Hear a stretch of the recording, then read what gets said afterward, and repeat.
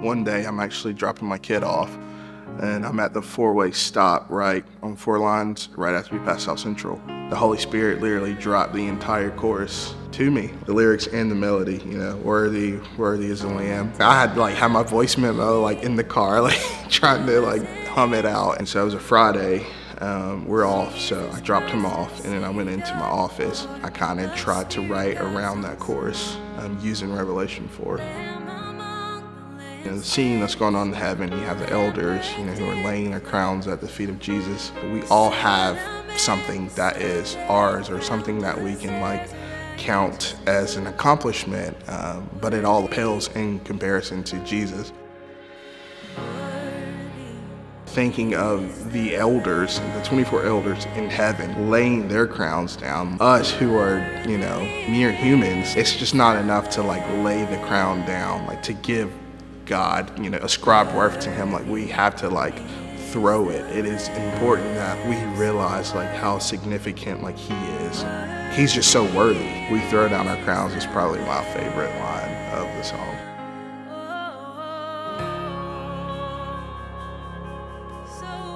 He came to me one day and just said, "Hey, will you look at this song and tell me what you think?" And I was instantly just blown away. He had the verses and the chorus.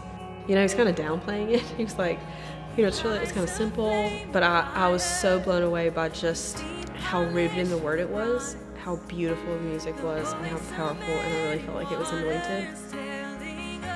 We broke open our Bibles and turned to Revelation and really started pulling out different aspects of Revelation chapter 4, chapter 5 that we felt like we hadn't talked about yet in the song. I really grabbed a hold of the root of David part of, I kind of geeked out and really started doing some research on Jesus was the seed of David, and yet he was also in the line of David. That root of David part really took hold of both of us, and so we kind of started to explore those lyrics together.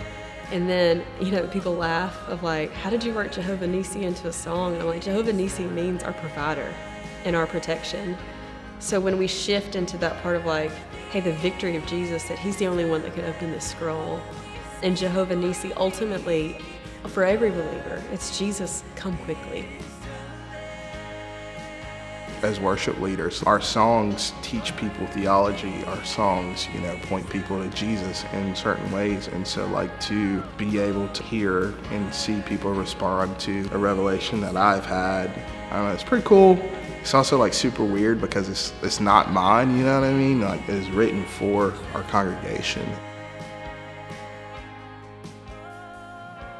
I think for this season, God has called us to write songs for our house, and so each, you know, church and, you know, the church as a gathering, each community is different, and so I don't think all our songs should exactly sound the same. Every person is different, every community is different, every house is different. Singing a new song, a unique song to the Lord from our, you know, unique region in eastern North Carolina, I think is important. Not necessarily for the world, but for our people. You know, give them something that is theirs too.